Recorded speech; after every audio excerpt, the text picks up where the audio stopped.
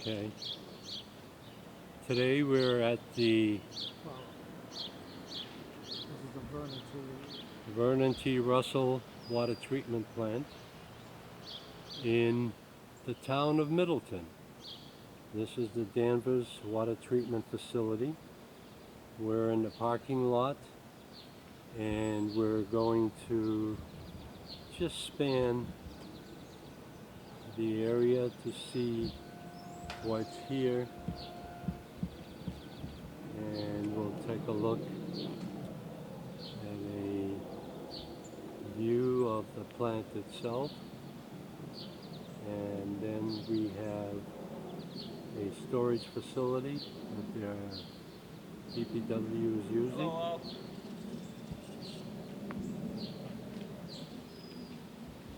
And here we have the reservoir, and it is starting to rain. Here we're located on the porch of the water treatment plant, looking over the reservoir, and it is raining again. Today is July 13th, 2021, and I think this is the 10th day of rain during the month of July. So our reservoir is getting filled, and right now it's filled to the brim. Here's a good shot of the outside of the water treatment plant, and we'll be walking through that to give you familiarity with what goes on the inside. Safe Drinking Water Act, protecting America's public health. Diagram that shows where most of our water comes from, whether it's a reservoir, groundwater, wells, or any other source. This is a diagram that's showing the different aquifers underground. Good afternoon. We're together today at the Vernon C. Russell Water Treatment Plant with Jason McCarthy. He is the manager of the water treatment plant here for our town of Danvers.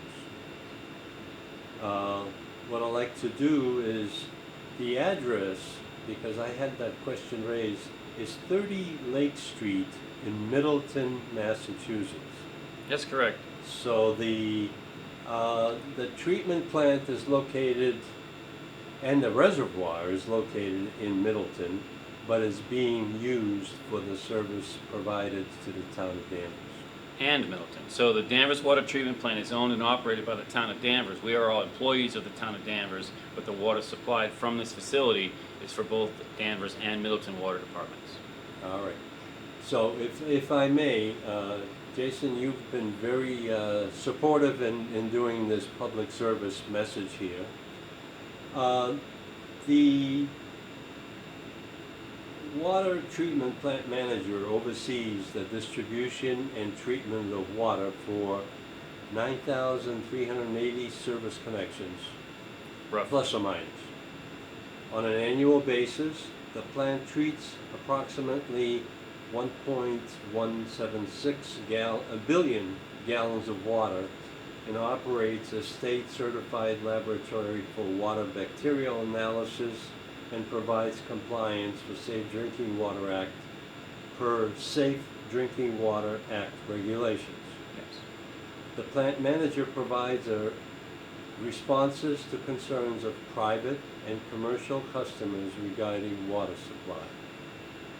Drinking water plant manager, Town of Danvers, Department of Public Works. November 2011 to the current date, that's when you came on board. I came on board as an operator in November of 2004. Wow, so you've been here for almost, what, 15, 20, 15, 16 years.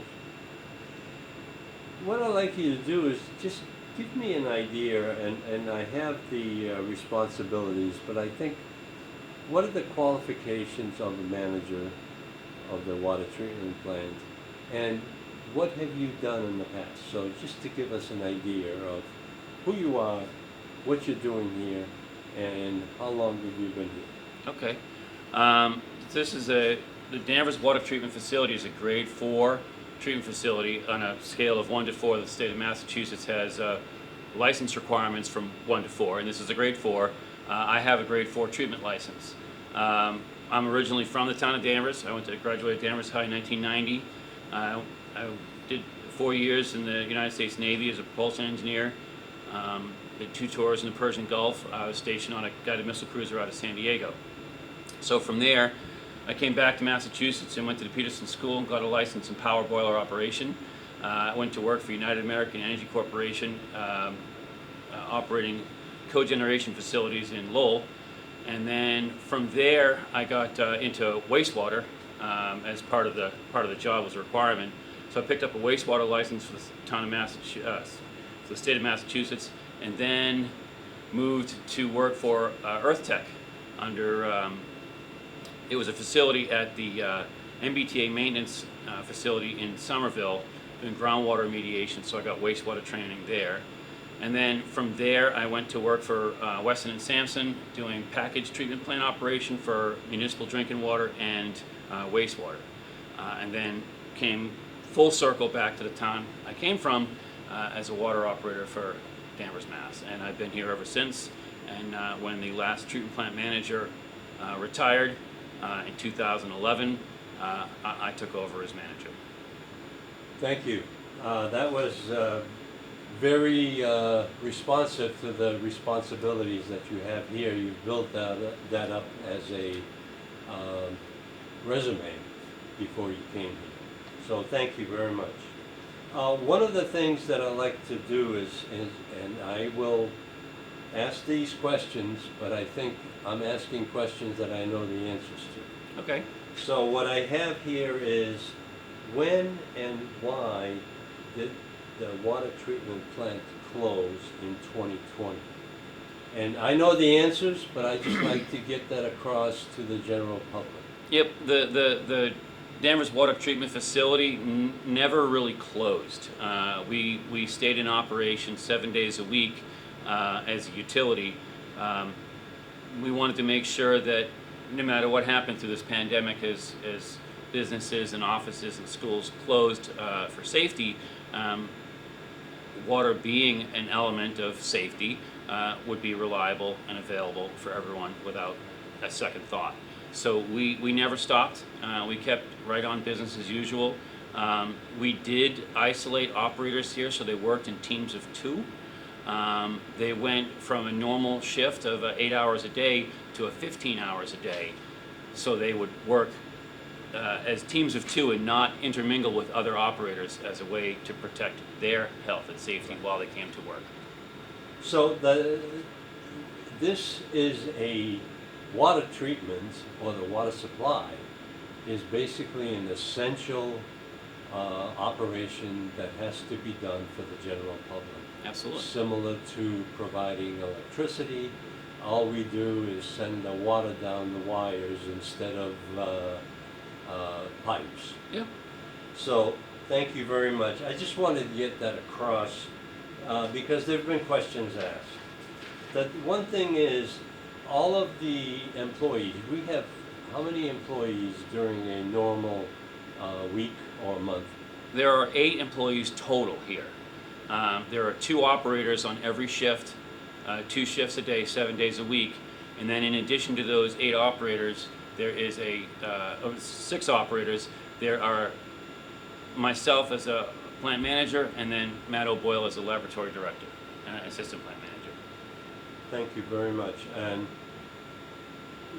this plant was basically never closed. Correct. As similar to what happened to the senior center, to the town hall, for access to the general public.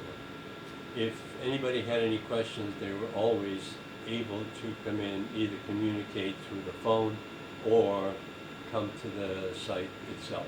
Yeah, well, this is a secure building, so the public is welcome to call and make an appointment and come here and visit us, but it's not open for anyone to just walk into. So I'd have to refer you to town policy when they closed the town buildings for the pandemic.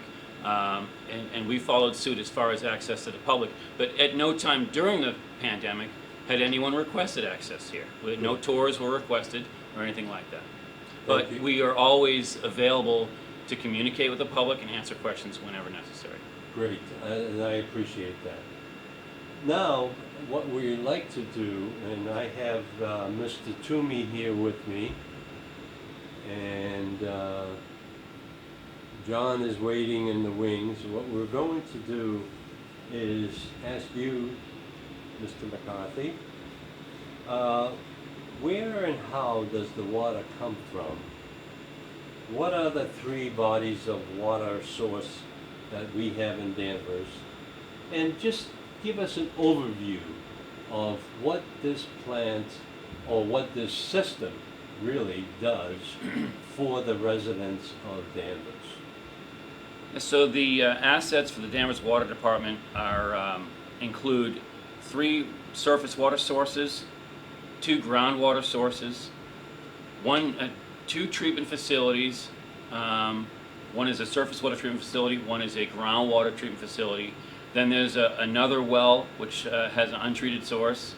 And then we have the distribution system, which is a little over 135 miles of main. A large number of hydrants, and 2 storage tanks, the Folly Hill tank and the State Hospital tank. So the flow path, the 3 raw water sources at the surface are Middleton Pond right here, which is about 705 million gallons when it's full. And then we have Emerson Brook, we have a dam there, and we transfer from that surface water to this surface water up to around 800 million gallons a year. And then supplement to both of those is the Swan Pond Reservoir in Swan Pond, and we can get about 80 million gallons a year out of that. And then from the groundwater sources, we have wells number 1 and 2. Well 1 is an untreated well on the banks of the Ipswich River right by 114, and well 2 is a green sand filtration facility for groundwater. The green sand is there to remove iron and manganese. This surface water treatment plant is a filtration facility. So it takes surface water from Middleton Pond. This is a diagram of our flow process in the plant. So water comes from Middleton Pond through raw water pumps, metered. We have an ozone facility for pre-oxidation. Then I have a flash mix where our first chemical is introduced, our coagulant, which is used to cause settlable solids to form a flock and then settle out in our sedimentation process. From there, the supernatant goes to a series of filters, sand filtration to remove non-settlable solids, and then granular activated carbon filtration to remove taste, color, and odor-causing organic compounds. And from there, it goes to a clear well where it gets its primary disinfection, and then discharged into the distribution system to meet demand, to provide clean, safe. That's the path to your home, basically. Yeah, the distribution system is, like I said, it's arterial in fashion. There's 2 large mains, one down Route 114 and the other Route 62. At the State Hospital, we have a tank there. It's about 5.5 million gallons when it's full.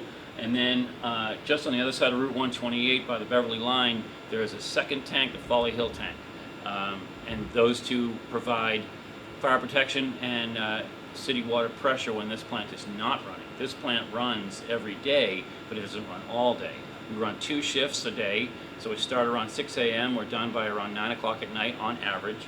And we outrun demand during the day to fill the tanks, and then in the evening when the plant is shut down, it is those tanks that provide head pressure and water supply to the town, and those will drain down and therefore turn over in the volume, its capacity is turned over, so the water in those tanks is always fresh. So what we just want to get across is that the plant operates and pressurizes the water going out into our homes Yes, on a 16-hour day. roughly. And then the tanks that are at State Hospital and the Folly Hill are filled as a result of that, because not all of the water is used Right. to generate the water in your home. Right. So when those tanks get filled, they have the capacity to run for the next 16 hours if you need be. At least, yeah. There's about a day and a half or more, depending on seasonally, supply in those tanks. So there's a reserve capacity that's being fed by gravity to our homes. Yes. And that pressure is roughly 50, 60? It depends. inside? It depends on the elevation of the home. If you were to put a pressure gauge on every hydrant in town, it would vary depending on elevation. The lower the elevation, the higher the pressure. Okay. Well, I have a question here that's, how much of the stored water is used every day when it depletes during the off-pressure day? Between hours? 15 and 20%. So there's a reserve capacity for Much more. much more. Great. The most important treatment in this treatment plant is what? Is it filtration of the earth granules, or is it chemicals, or is it just the Disinfection would be, well, they all work together, but disinfection is probably the most important to make sure that waterborne viruses and disease-carrying critters are inactivated, and the water is clean and safe to drink as far as the disinfection process. But the different steps, the coagulation removes large amounts of settlable solids. If those were not removed, then our sodium hypochlorite disinfectant wouldn't be able to do its job. So those materials need to be removed, and then the organic compounds also need to be removed, because organics in contact with the disinfectant can form a disinfection byproduct, which we also want to keep at a minimum. So we will remove material from the water, we will remove organics from the water, and then when it's as clean as we're going to get it, that's when we disinfect it, and away it goes. And all of our water has, as long as I've been here, met or exceeded all safe drinking water quality standards for Massachusetts and the country. That was the next question. We do have to comply with the filtration and chemical additives that are directed by the state and federal EPA agencies. Yes, so EPA, the Safe Drinking Water Act, is the federal mandate on water quality in this country, and that's handed down through the states to be regulated, which then may apply even stricter regulation. And then all of the materials and chemicals that we do use for water treatment have to be certified through the state, called NSF 60 certification for drinking water use. Okay. The one other, just a side issue is, how old is this plant itself? And it is being maintained on a regular basis, but how long has this plant been in existence? This plant was built in 1976, and then in 2009 it went through another major upgrade where we added additional 33% filtration capacity, we added residuals handling, we updated our control systems, HVAC, electricity, power management, we added pre-oxidation, residuals handling, so we added a lot to it back in 2009. And as I remember, the last time we were here 2 years ago, 2.5 years ago, there was a filter that was being upgraded, or I think it's one of the Two of our 3 carbon yes. filters have been rebuilt. They showed some Last plugging one. and some material fatigue, Right. so those have been updated. So that's another one. One thing that everybody keeps in their mind is that water is free, because it's rainwater basically and groundwater. The thing is that this water needs to be processed through a very intense clarification, disinfection, and purity levels. Yeah. So and we all comply with them, but what is the usefulness of the wells that we have? What chemicals and additives are used to supply clear and potable water for our residents? You just went through that. Are there any issues with the wells, and are the wells being used right now to supplement the water supply? Well 1 is down for repairs right now. We're looking into, it has a throughput capacity problem, got some plugging down below. It's not uncommon to happens to wells after many years of use. Well number 2 is in operation today, putting out 700 gallons a minute. And I remember last time we had some issues in the contaminants in one of the wells. So there's a new bad guy in drinking water, PFAS. It's been in the news for a while now. PFAS is a man-made compound. It's a component used in the generation of chemicals to resist oil and water. It's used in car wax. It's used in clothing to prevent it from getting stained. It's used in an awful lot of consumer products. It's on some cookware. Right. It's Everywhere. in food packaging. It's all over the place. But like so many man-made materials, it's really good at what it does, and it's very resilient. It's also used in some applications for firefighting foam. Having been in the Navy, I came in contact with that stuff. It's called AFFF, aqueous film forming foam, the problem when it's used in that capacity, and it's more of a problem near airports, military installations where that stuff is used a bit more. The stuff gets onto the ground, gets into the groundwater, and travels quite some time, and it doesn't really break down in a meaningful time frame for us. So it Right. shows up pretty much everywhere.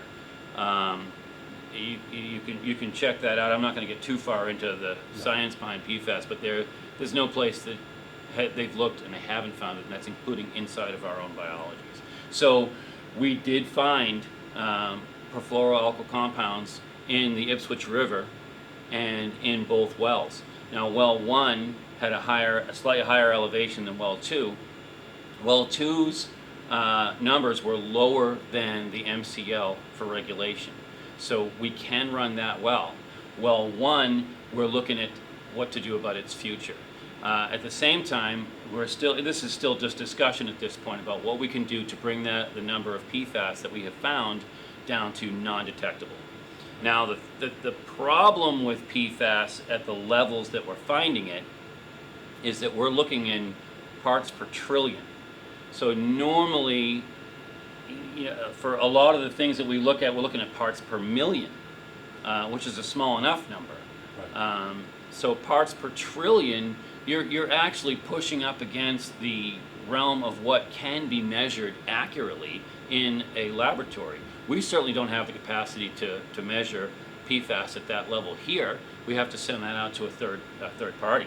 Now PFAS as a part per trillion for reference, so 1 part in a trillion would be the width of a human hair, which is 0.04 millimeters, compared to the circumference of the planet.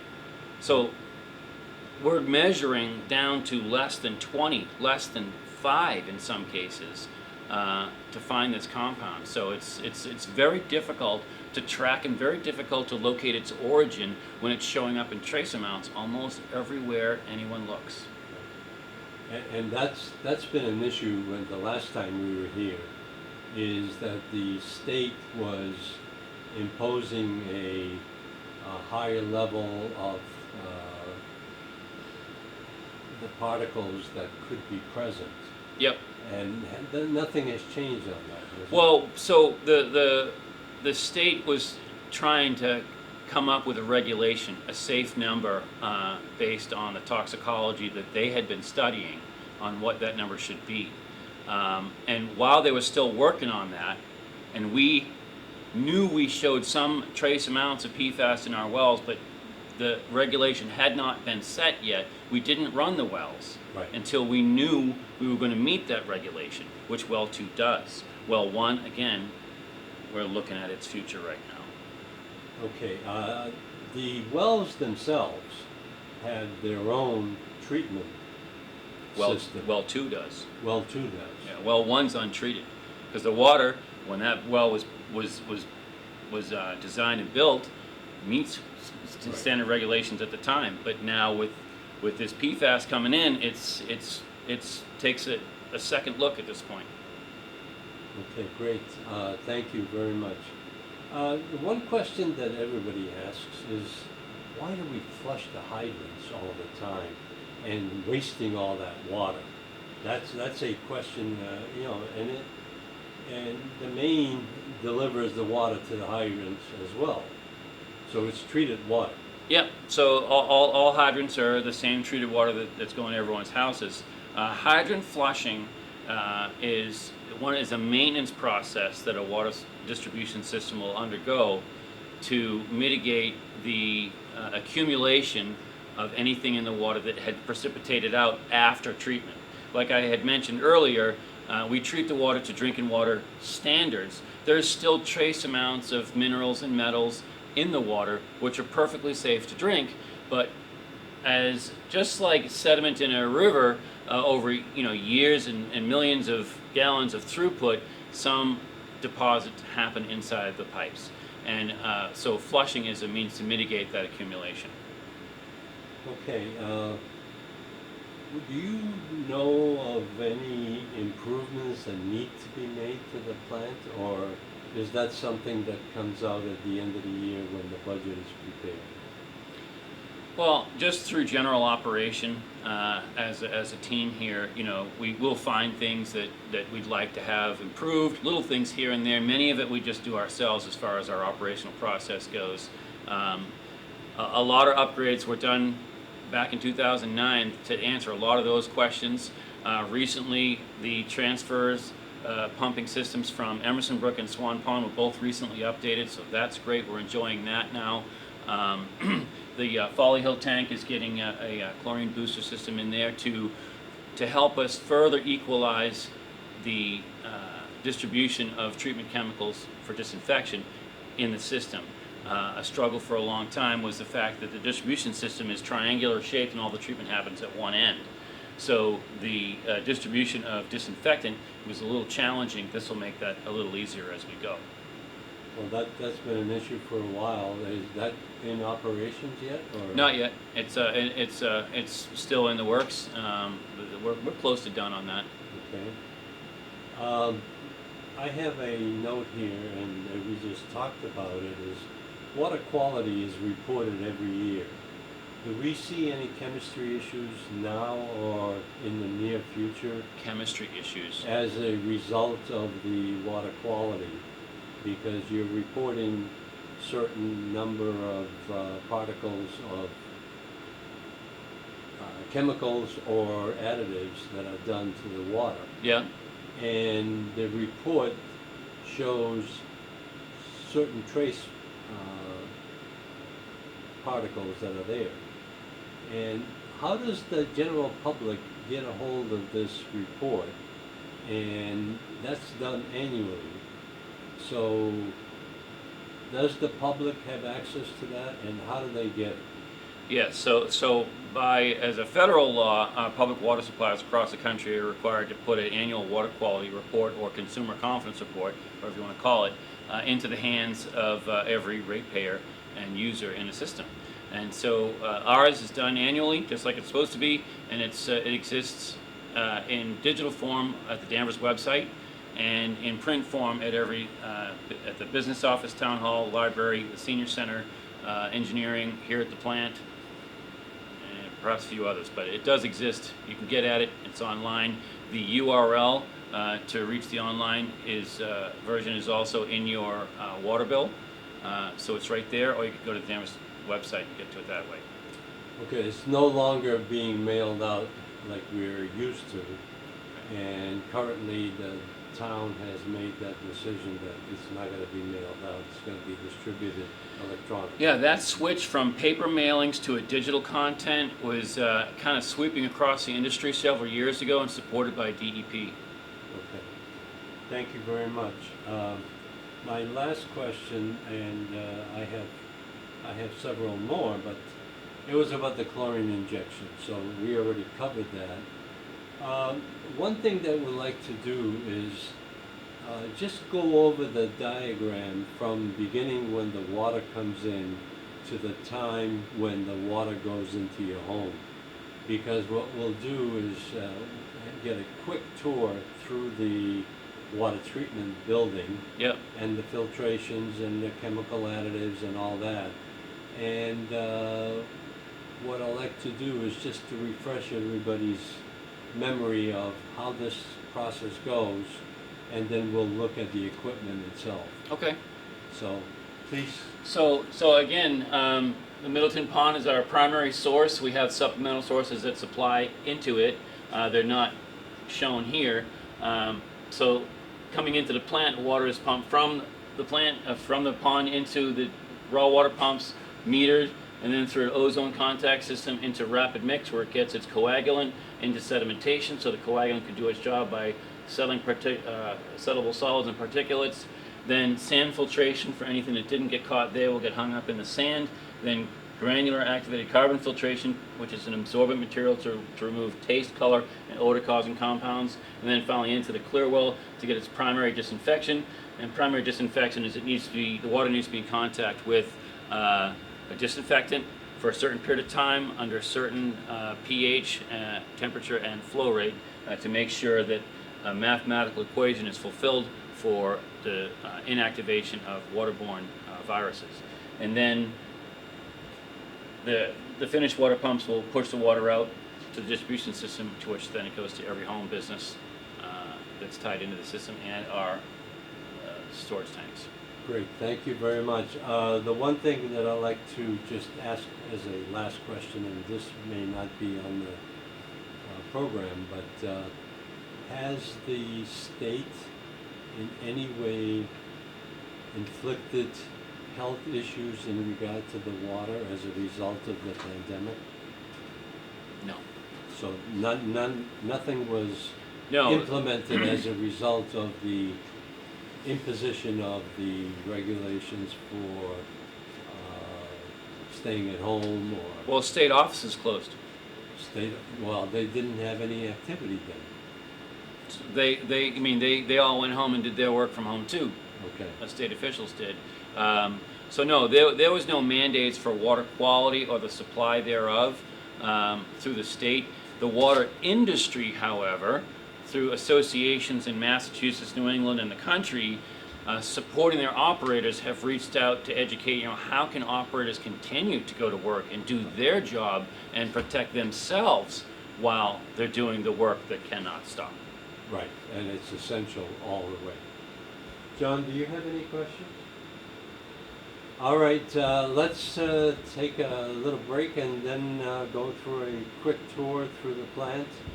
And what I like to do is give the audience a view of the current reservoir conditions, the plant location, the workings of the chemical additions in the plant. So thank you. Okay. Jason, as a matter of comments that are being raised to me and in the general population, is if we have the reservoir full of water to capacity, because it overflows at certain times because we have more water than we need or we can capture, why do we have water restrictions that are now, I think, at level 3, and they were at level 4 a few weeks ago? What controls the amount of water that we can withdraw, and how do we manage that? There are a couple of documents in play here, regulatory documents. One, we have a permit to withdraw water from this Ipswich River watershed. The Ipswich River watershed was identified to have a minimum safe yield, where it can give you X amount on an average day, and you really can't pull any more than that, it wouldn't be able to give it to you. So we operate beneath that level. In addition to that, we have a drought management program, because as this is a small water supply, it can get into and out of trouble quickly when it comes to drought management. So we monitor it very closely. In addition to that, our supplemental wells because they're at the Ipswich River, they're under additional constraints. When the river flow drops below certain thresholds, those wells no longer become available until the river comes back up again. And the wells are fed through the groundwater that's seeping in from the river when it's flowing. But technically, they're not under the influence of surface water. They're considered groundwater, but the well fields are in the Ipswich River proper. Basically. So that's why they have additional restrictions. The Ipswich River Watershed Association has influenced that process, that program. Okay. The last comment that I may have is, we have a reservoir for the town of Danvers in Middleton. Yes. There's always a suspicion that the Salem water reservoir that's off of North Street has... The Putnamville Reservoir? Yes. Yes. Putnamville.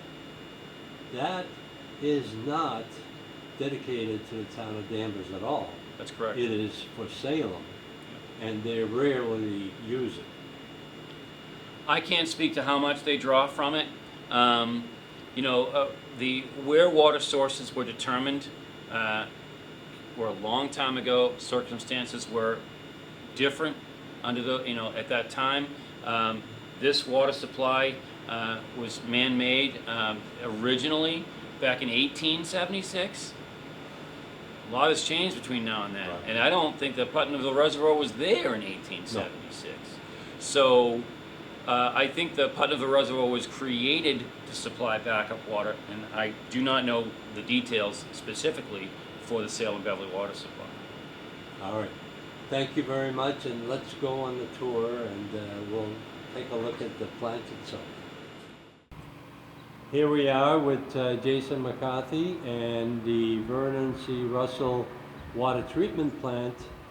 We're overlooking the reservoir, and Jason's going to give us a presentation of what actually happens with the water that comes in. So this is the chemical room. A lot of our chemical storage and chemical treatment pumps are in this room. Below us is our sedimentation process. So after water has come through the flash mix and been given its dose of coagulant, then the water goes into these 4 basins beneath me that run out beyond the back of the building, under the backyard. And what's happening down in there is a coagulation process where particulates in the water are clumped together and form what's called flock. You can see in that light path below the surface. As this water slowly makes its way to the back of the sedimentation process, this flock will settle out as a residual and then removed as a byproduct of our treatment process. So we're taking all that out of the water.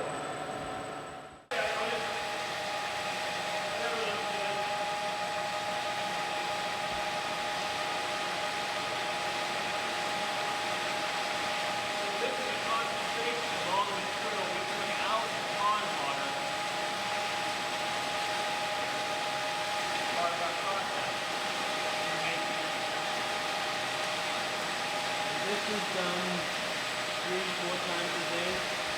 This dewatering process, the sedimentation process happens all the time that the plant is in operation, and then we accumulate the byproducts with residual material, and then a couple of times a week, depending on the volume of our flow at that season, we will process this waste, reclaim more water out of it, and then send the waste to a contract at South Essex Sewers with everyone else.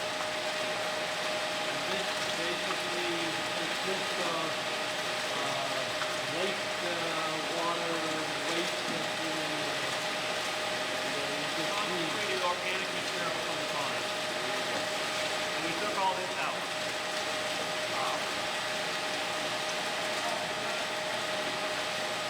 It's just organic pond scum. It's not unhealthy, it's not unsafe, it's got a consistency like applesauce. So you take that water, you take whatever made that water brown, there it is.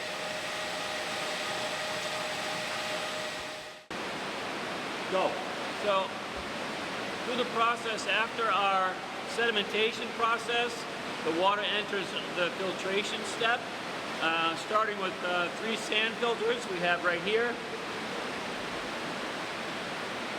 The settled water will go down through about 12 inches of silica sand, and anything that didn't get settled out in the sedimentation process will be caught here. Then water will go through the fourth maintenance wall into this channel here, which is the sand filter effluent channel, and from there it goes to the carbon filter on the other side. Carbon filter again are the storage material. Just take a look at the clarity of the filter versus the channel that's taking the water out. It is much, much clearer. The clarity in water is measured in turbidity, or measured in NTU it's called. And what that does is it measures a sample's resistance to past light as an indicator of any unsettled particulates which could provide a stabilization to bacteria that are on the vessel. Okay, and on the other side we have the carbon filter.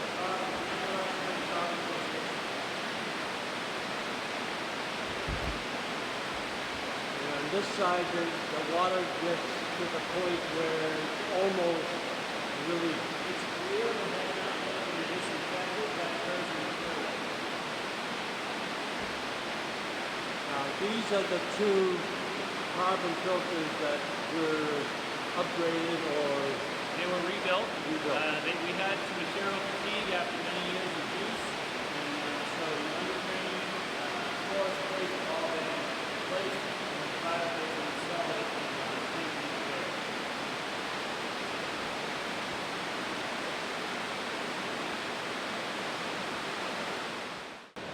we are currently in the new filter room and Jason will give us a rundown.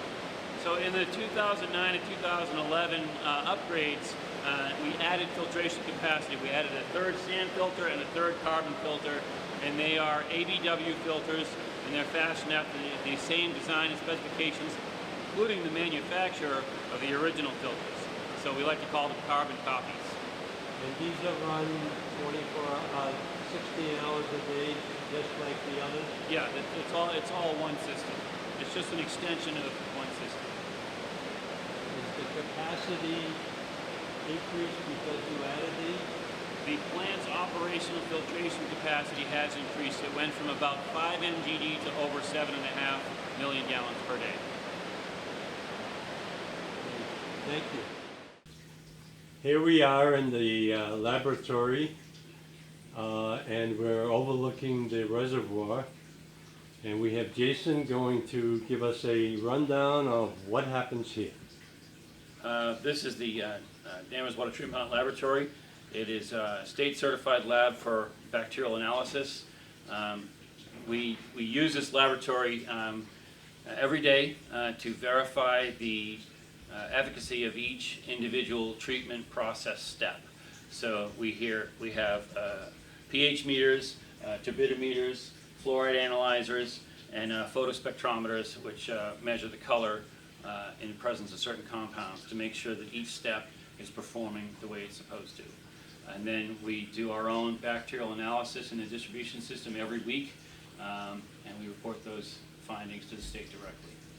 How often do you perform the chemical tests on the current water that's going through? Every 4 hours during operation. Every 4 hours. Great, thank you. So this is the pump room. This is the final step after primary disinfection. These 2 vertical turbine pumps, 350 horsepower electric motor driven, are pushing all of the water in the plant out to the distribution system. This pipe here is the beginning of over 135 miles of main and connected to every home and business, including our storage tanks in our system. In conclusion, Jason, we are now in the control room. Yes. with the diagram behind us of the flow of the water that's coming into this plant. And what I want to do is just to show everyone that this control room basically determines what functions are going properly or which ones are failing, and they basically control all the water flow from here. Yeah, What- this is this system is called a SCADA system. It's found common in production facilities, power plants, and water treatment plants, wastewater plants. It's SCADA is an acronym for supervisory control and data acquisition. It just gives you a bird's eye view and some level of control and data management from your processes, no matter what it might be. Jason, the SCADA system has been implemented in a lot of power plants, water treatment plants, sewage plants, and everything else. The one question that I have been asked is it influenced by outside interference into a electronic system such as this?